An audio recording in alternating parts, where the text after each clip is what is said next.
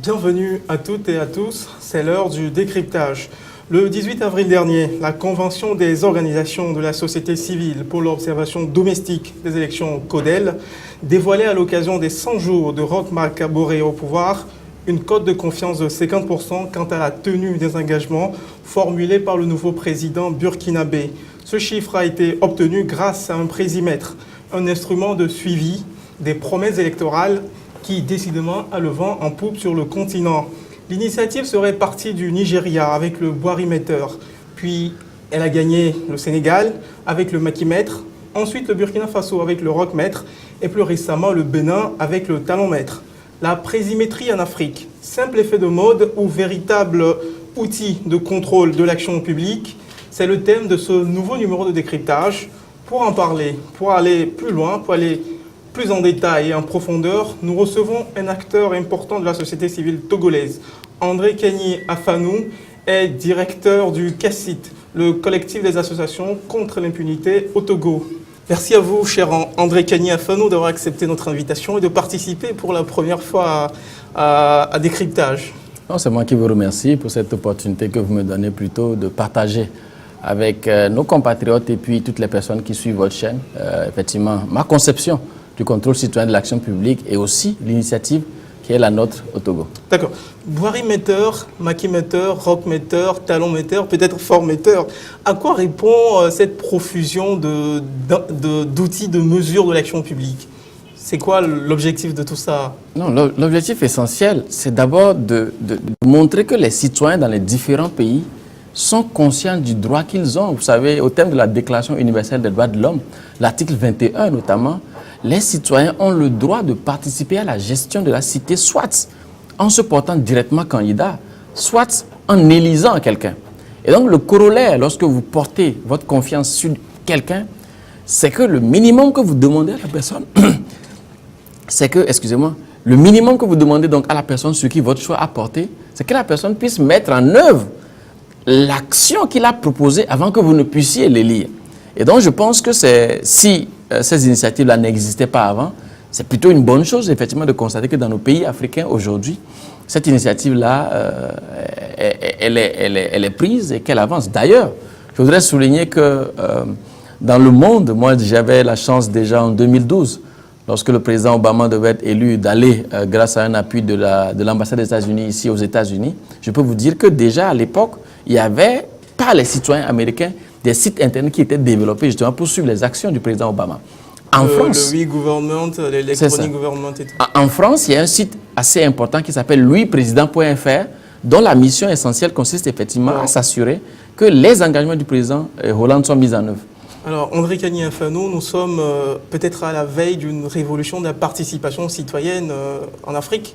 Ah oui, forcément. Et si on sait d'ailleurs que dans la plupart des pays africains, l'histoire révèle que jusque dans les années 90, il y avait des régimes dictatoriaux qui ne permettaient pas aux citoyens justement de se prononcer sur la gestion de la res publique à la chose publique. Il faut savoir que lorsqu'un chef d'État est en poste, il est là en réalité pour gérer à notre place l'ensemble de notre bien. Et donc, que ce chef d'État se transforme plutôt en super président ou en papa bonheur qui effectivement aurait le droit de vie ou de mort, ou aurait le droit de faire ou non le bonheur des citoyens, cette époque, elle est révolue. Aujourd'hui, il y a une prise de conscience de la part des citoyens du fait qu'en réalité, le vrai pouvoir est dans leurs mains. Et d'ailleurs, on a la chance, avec le développement des réseaux sociaux, le développement de l'Internet, de développer de nouveaux outils. Et donc, effectivement, tous les outils que vous avez... Nous irons en détail par rapport à l'opération concrète de... C'est ça. Donc, retenons simplement que c'est un peu le pouvoir qui est en train de revenir à ses premiers détenteurs, à savoir les citoyens, avec ces initiatives. Donc, c'est-à-dire que c'est une bonne nouvelle pour la démocratie en Afrique. C'est que les citoyens cessent d'être du bétail électoral pour devenir des vigies actifs qui veillent à la tenue, au respect de la parole donnée. Ah oui, c'est même une très bonne nouvelle. Figurez-vous que lorsque quelqu'un est à un poste de décision, ou lorsque quelqu'un est élu à un poste, l'un des principes fondamentaux auxquels il doit respect, c'est le principe de redevabilité. C'est-à-dire qu'on vous a confié quelque chose et vous devez rendre compte à la personne qui vous a confié la chose. Et le problème dans les périodes d'avant, c'est qu'on attendait par exemple que lorsque le mandat présidentiel est de 5 ans, que la personne vient, il fait des promesses et à l'issue de son mandat, il arrive, des fois, il n'a pas réalisé les promesses qu'il a faites, mais il n'y a pas une conscience citoyenne qui ait documenté la réalisation ou non des engagements. Et donc, évidemment, vous voyez un peu les chefs d'État en fonction, avec tous les moyens dont ils disposent, ils vont alors réaliser des vidéos. Quand vous prenez une ville comme Lomé, par exemple, au lieu de vous présenter Hanoukope, au lieu de vous présenter Bé, au lieu de vous présenter les jeunes du campus qui n'arrivent pas à manger, on va vous présenter l'hôtel 2 février, on va vous présenter la cité OIA. Et donc, c'est effectivement une image qui n'est pas fausse. Nous reviendrons à ça. Il y a un risque de distorsion également de l'action gouvernementale par la publicité ou la communication, en vrai. Mais je voudrais vous entendre sur une phrase célèbre, une phrase qui est restée très célèbre, c'est celle qui consiste à dire que les promesses politiques n'engagent que ceux qui y croient. Donc, c'est-à-dire que clairement, avec la présimétrie, c'est-à-dire que cette phrase est caduque en Afrique. Bien en sûr, tout cas, ou dans les pays où ces instruments existent. Vous savez, aujourd'hui, lorsqu'on parle de l'Internet et lorsqu'on parle des réseaux sociaux, on parle de révolution numérique. Donc, cette révolution n'a pas eu des impacts seulement sur notre façon de communiquer les uns avec les autres. Ça a eu aussi des impacts sur la gestion de la chose publique, sur la transparence même en matière de gouvernance. Aujourd'hui, beaucoup de chefs d'État savent qu'ils doivent faire attention lorsqu'ils prennent des engagements parce que les citoyens sont prêts à les surveiller. Beaucoup de chefs d'État savent que même en posant un certain nombre d'actes, que ce soit dans leur vie privée ou même en s'adressant aux citoyens, ils doivent faire attention parce que les citoyens peuvent, à travers les réseaux sociaux, rapidement diffuser les informations et les engagements qu'ils ont pris. Donc moi, j'estime que c'est effectivement une très bonne nouvelle pour la démocratie de façon générale, mais aussi et surtout pour les États africains qui peinent à voir des chefs d'État tenir véritablement leurs engagements. Dans le concret, qui mesure quoi et comment? Comment est-ce que cette alchimie-là, la science de la présimétrie se fait en concret? Alors, dans le concret, moi, je ne suis pas spécialiste de la présimétrie, mais j'ai la chance, effectivement, dans le cadre de mon travail, d'avoir rencontré déjà en France les journalistes du journal français Le Monde qui ont initié, qui ont pris l'initiative, lui, président.fr. J'avais une mission à Paris, donc j'ai eu une séance de travail avec eux pour bien comprendre, effectivement, qu'est-ce qui les a motivés à mettre en place cet outil-là. C'est par exemple des journalistes, des étudiants pardon, de l'école de journalisme de Lille qui ont pris cette initiative-là et donc, en partenariat avec le journal français Le Monde, ils ont estimé que le président Hollande avait pris des engagements qui devaient être évalués. J'ai eu la chance aussi, à la faveur d'une autre mission au Burkina Faso, d'avoir des entretiens avec les collègues du Burkina Faso qui ont pris l'initiative effectivement d'évaluer l'action du président Roch-Marc Christian Kaboré. Et donc, ce qu'il faut retenir, c'est que, de façon simple, que ce soit en groupe organisé ou pas, les citoyens se disent, voilà quelqu'un qui, avant d'être élu, dans différents domaines, a dit « je vais changer votre vie ». Et donc, le minimum que les citoyens espèrent, c'est que leur vie change effectivement. Ou que, lorsque le président prendrait une route qui ne serait pas de nature à changer cette vie-là, que les citoyens puissent sonner l'alerte. Donc, par rapport aux expériences que j'ai eu la chance de côtoyer, c'est vraiment des citoyens libres. Et c'est vrai, il y a des initiatives en France, au Burkina, au Nigeria, au Sénégal, mais ça ne veut pas dire que c'est des initiatives qui excluent d'autres initiatives. Donc, c'est vraiment les citoyens qui veulent démontrer à leur chef d'État, nous sommes en train de suivre exactement. Nous avons les projecteurs sur vous. Si vous faites bien, nous allons les mettre en exergue. Mais si vous faites mal, sachez que les citoyens sont là. Donc, au Togo, par exemple, si vous permettez, nous avons essayé d'organiser d'abord, de bien comprendre le programme d'action du chef de l'État lorsqu'il s'est fait élire. Nous avons établi une première comparaison avec le programme annoncé par le Premier ministre pour voir un peu qu'est-ce qui marche, qu'est-ce qui ne marche pas. Et nous avons une équipe de volontaires qui vont vers des personnes ressources et nous sommes en train, par exemple, d'avoir des entretiens avec différents départements ministériels. La bonne nouvelle, c'est que même le Premier ministre nous a fait l'honneur de nous recevoir il y a une dizaine de jours. Et nous sommes contents que le Premier ministre ait accueilli favorablement cette initiative. Vous savez que le gouvernement togolais, par exemple, au plus haut niveau, semble être conscient du droit qu'ont les citoyens d'évaluer son action. Le Premier ministre est allé jusqu'à dire qu'il serait prêt pour l'année prochaine à mettre sur pied une commission interministérielle. Donc, je pense que la bonne nouvelle pour nos compatriotes, c'est que lorsque, en 2020, s'annoncera une élection présidentielle, la base pour le choix du futur dirigeant ne sera plus une base en l'air. Ce sera sur des chiffres concrets, notamment qu'est-ce que, au sein des engagements qu'il avait pris, le chef de l'État a pu réaliser comme taux. Voilà, mais quels sont les critères hein, et comment est-ce que s'évalue une promesse par exemple? On sait par exemple que ça se passe majoritairement par des sondages, par des enquêtes un peu d'opinion qui recouvrent un échantillon assez restreint, hein, qu'on se le dise. C'est soit les gens qui connaissent les nouveaux outils, les nouveaux médias, Internet, les téléphones, smartphones, qui peuvent réagir. Donc, est-ce que vous ne craignez pas que ça pose des questions de transparence là-bas? Non, il faut distinguer. Les nouveaux médias, les téléphones, les smartphones ne sont qu'un outil. Ou je dirais, ne sont qu'un moyen. Au Burkina, pour les 100 jours, c'est une enquête qui a été réalisée sur la plateforme, le site Internet. J'ai bien compris. Ce que je voulais dire, c'est que le site Internet, le smartphone, n'est qu'un outil, mais en amont, il y a eu des logiciels qui ont été développés. Et donc, toute la science a consisté à mettre sur pied des questionnaires qui, objectivement, peuvent permettre justement de déterminer le degré d'atteinte des engagements. Si vous permettez, je voudrais aller sur un domaine qui est utilisé depuis un certain nombre d'années, de par le travail que je fais, je suis au courant. C'est que dans le domaine des droits de l'homme, par exemple, un comité comme le comité des droits de l'homme de l'ONU, fait des observations et des recommandations aux États. Et donc, 2 ans après, par exemple, lorsque le Togo est passé devant le comité des droits de l'homme de l'ONU en 2011, 2 ans après, le Togo devait faire un rapport à mi-parcours. Et donc, ce qui se passe, c'est qu'il y a un degré où, par exemple, lorsque vous avez la note A, ça veut dire que tous les engagements que vous avez pris, vous les avez respectés. Lorsque vous avez la note B1, ça veut dire que les engagements sont respectés pour la plupart, mais il y a 2 ou 3 mesures qui restent. Lorsque vous avez B2, ça veut dire que vous avez commencé par prendre 2 ou 3 petites mesures, mais l'essentiel des engagements n'est pas respecté. Et enfin, lorsque vous avez la note C, ça veut dire que vous n'avez rien fait. Donc, c'est un peu le même mécanisme qui est développé en amont dans les différents pays. Quel que soit l'outil qui est utilisé, qu'il s'agisse du smartphone, qu'il s'agisse du site Internet, ou qu'il s'agisse même des sondages où on va vers les gens pour les interroger. Mais quelle serait la meilleure méthode? Non, je ne pense pas. Qui serait plus inclusif. Par exemple, on sait qu'avec les smartphones, ce n'est pas tout le monde qui a accès au smartphone et tous ceux qui ont accès au smartphone n'ont pas nécessairement accès à Internet ou à la connexion 3G en permanence pour répondre à ces questions. Non, je pense qu'aujourd'hui... Cette dépendance-là, un peu vis-à-vis de cette technologie-là, ne limite pas un peu le champ de ces outils-là? Non, je pense qu'aujourd'hui, en 2016, cette question ne se pose plus vraiment.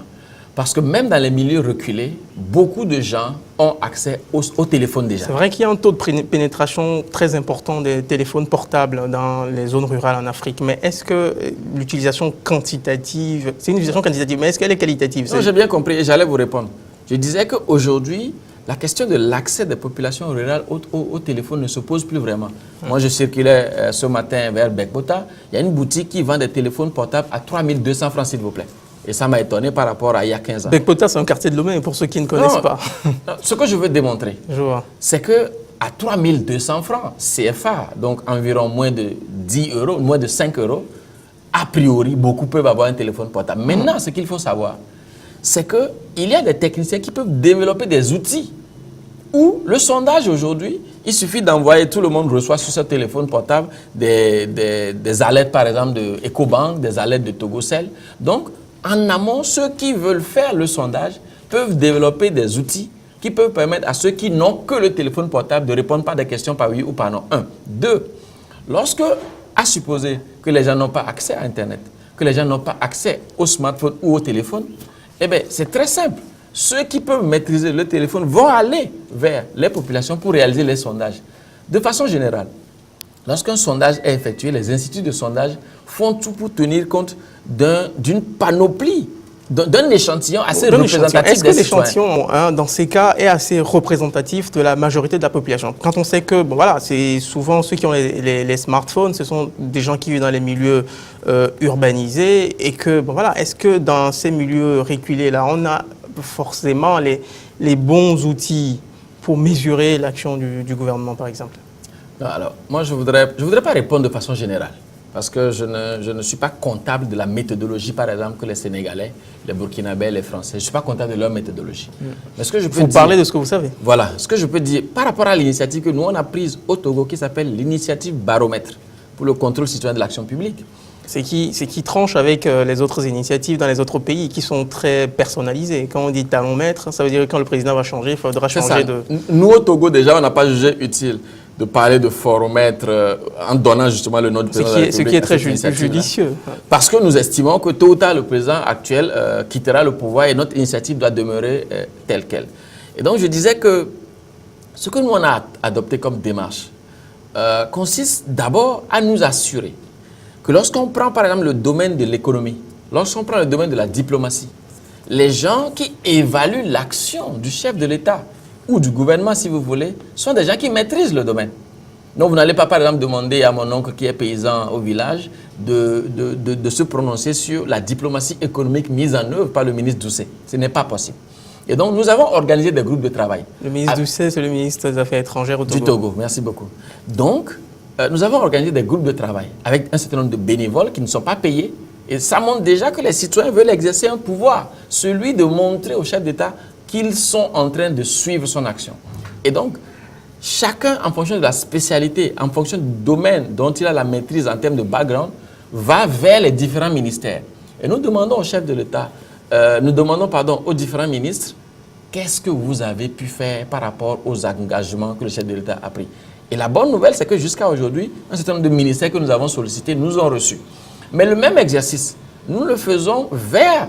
Moi, j'ai eu la chance, par exemple, de rencontrer personnellement le leader de l'opposition togolaise, avec qui j'ai partagé un peu ce projet-là, qu'il a accueilli aussi avec beaucoup de satisfaction, en montrant que lui aussi et ses lieutenants, dans une perspective de critique, peuvent justement nous aider à évaluer là où l'action ne marche pas. Et donc, au final, et pour répondre à votre question, notre méthodologie à nous, pour le moment, ne nous a pas permis d'avoir les ressources pour avoir un site internet, mais nous avons des équipes qui vont dans les ministères, nous avons des équipes qui font des recherches, et nous avons des équipes avec une collaboration avec des professeurs d'université, dont des étudiants aussi qui font cette évaluation-là.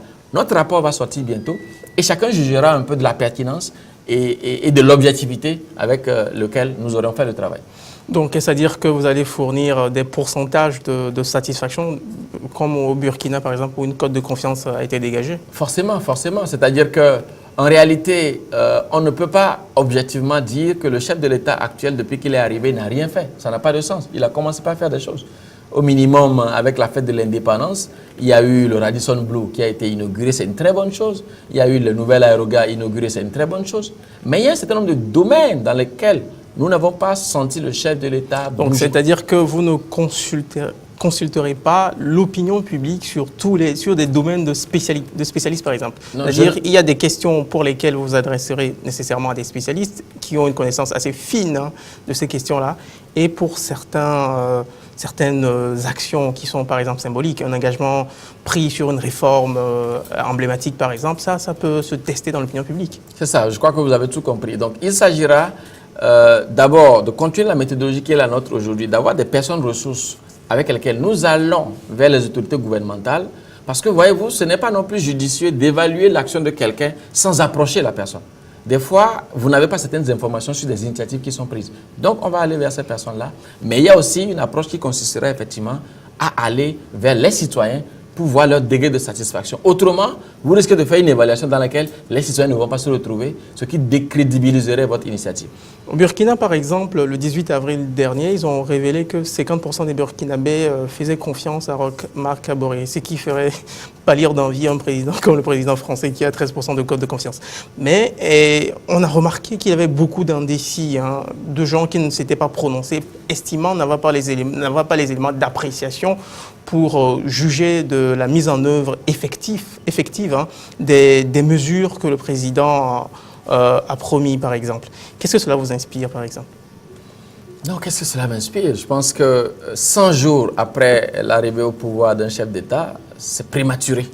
Voilà. Il y a une question de périodicité. Oui, voilà, ils ont promis qu'ils le feraient à intervalles réguliers de 100 jours, voilà, jusqu'à la fin du quinquennat. Oui, c'est une façon de marquer un peu au taquet, marquer à la culotte le président. Et quand on connaît l'histoire politique du Burkina Faso, ce n'est que normal. Vous savez, normalement, dans beaucoup de pays africains, ce genre d'initiative-là doit être encouragé et doit être régulière.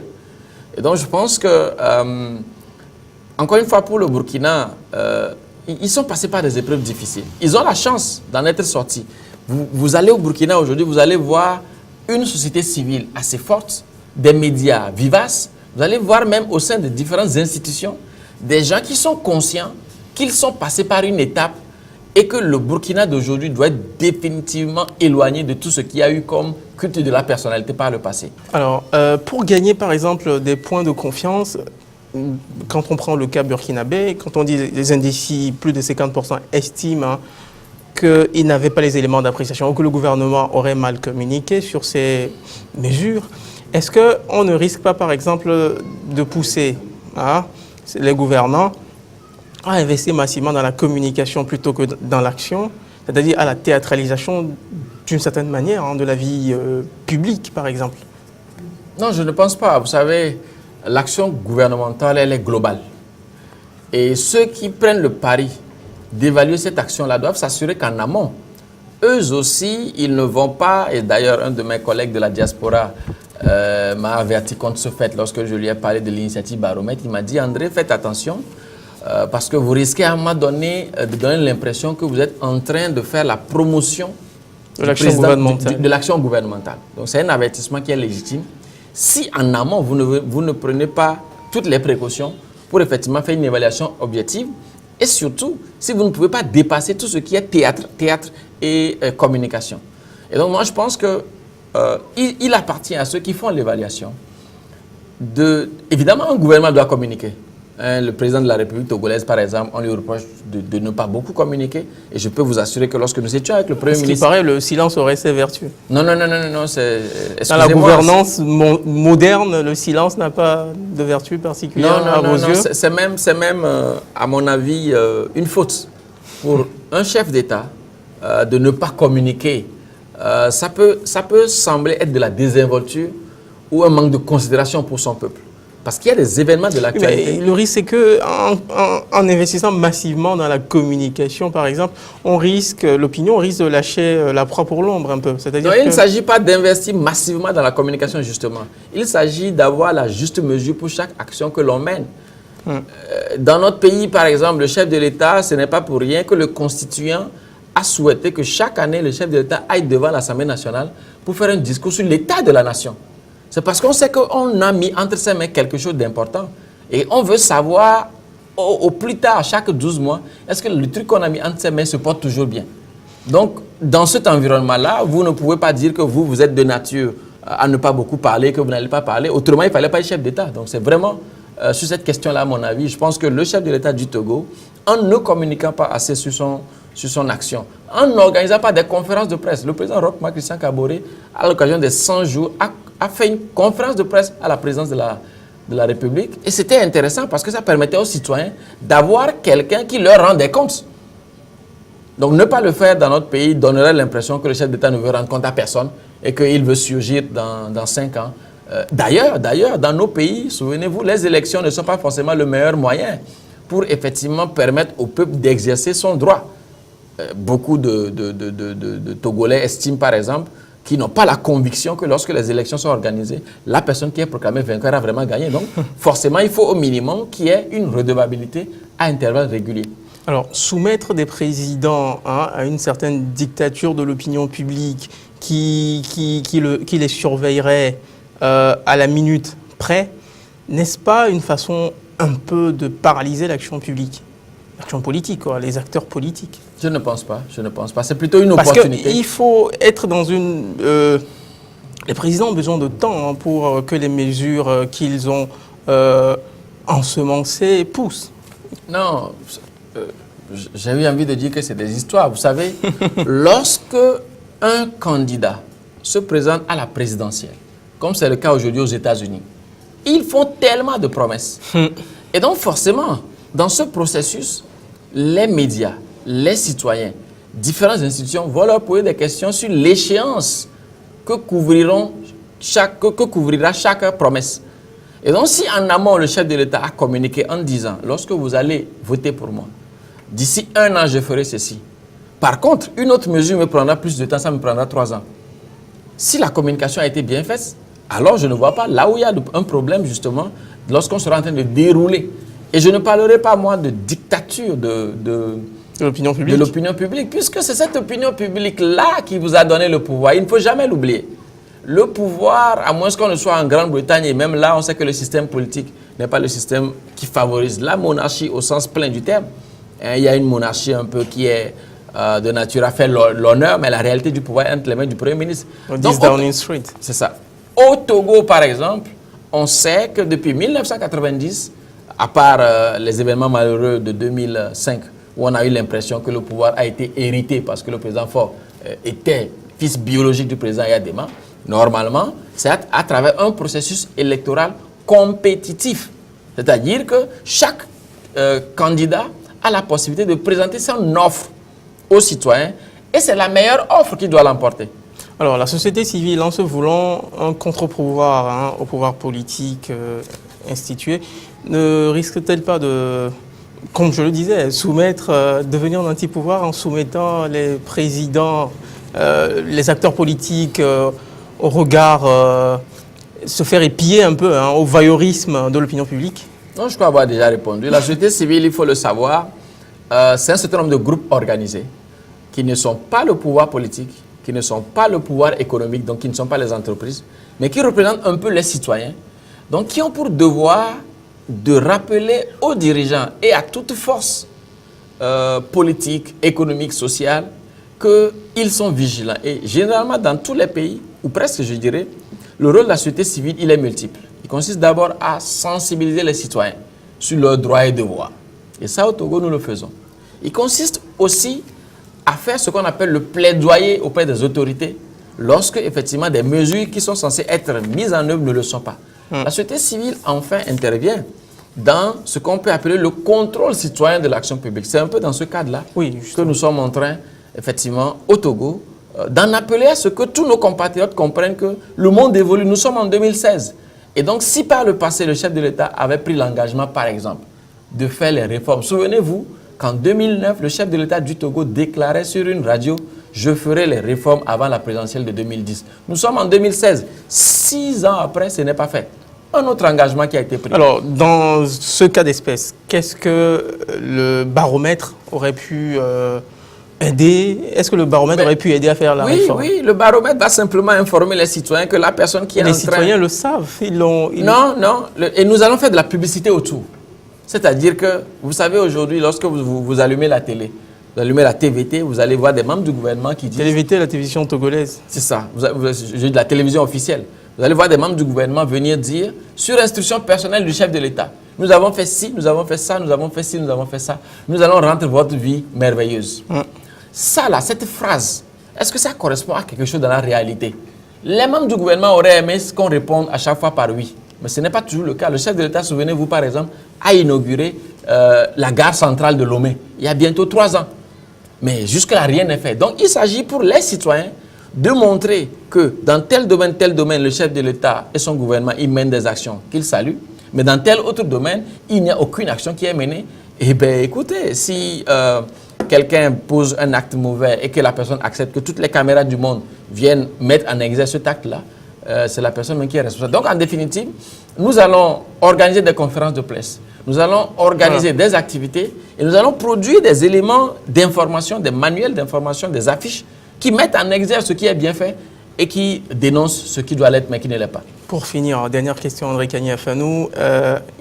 Quel est votre agenda? Qu'est-ce qui va être fait au niveau du baromètre dans les prochaines semaines ou prochains mois? Alors, qu'est-ce que nous avons déjà fait? Nous avons, comme je l'ai dit, fait un tableau de comparaison du programme annoncé par le chef de l'État lors de la campagne avec ce qui a été validé à l'Assemblée nationale par le Premier ministre. Nous avons organisé des groupes de travail. Donc, nous avons identifié différentes thématiques sur lesquelles des recherches sont en train d'être faites. Nous avons des bénévoles qui sont recrutés pour ça. Nous avons essayé de demander des rendez-vous avec différents départements ministériels. À ce jour, je peux vous dire qu'il y a au moins 5 départements ministériels avec qui nous avons eu des séances de travail. Nous avons été reçus par le Premier ministre lui-même, que nous avons informé de cette initiative. Nous avons rencontré le leader de l'opposition. Donc forcément, au plus haut niveau, les gens savent qu'aujourd'hui, les citoyens sont organisés pour ça. Les prochaines étapes, c'est quoi? Si tout se passe bien, d'ici le mois de juin, notre premier rapport sortira, qui évaluera alors la mise en œuvre, 12 mois après l'élection du chef de l'État, des activités. Ensuite, des émissions vont être organisées justement à propos de cette évaluation-là, avec des émissions thématiques qui vont justement demander que des membres du gouvernement viennent et que la société civile arrive et que l'opposition arrive pour qu'au-delà de ce qui serait dans notre rapport, qu'il y ait un débat autour. Donc j'en appelle simplement à ce que tous les citoyens qui nous écoutent aujourd'hui et qui veulent participer à cette initiative-là, parce qu'ils ont une expertise dans un domaine, qui puissent nous approcher et qu'ensemble, nous nous organisions mieux pour que le chef de l'État qui est en poste, conformément à ce qu'il a promis, puisse améliorer notre quotidien de 2015 à 2020. Merci André Kani-Afano d'avoir accepté notre invitation et d'avoir participé durant les 30 dernières minutes à ce numéro de décryptage où on est allé un peu explorer le baromètre togolais et d'autres présimètres dans les pays voisins. C'est donc la fin de ce numéro de décryptage. Merci à vous qui nous avez suivis au Bénin, au Burkina, au Sénégal et dans tous les autres pays que nous avons cités où il y a des baromètres.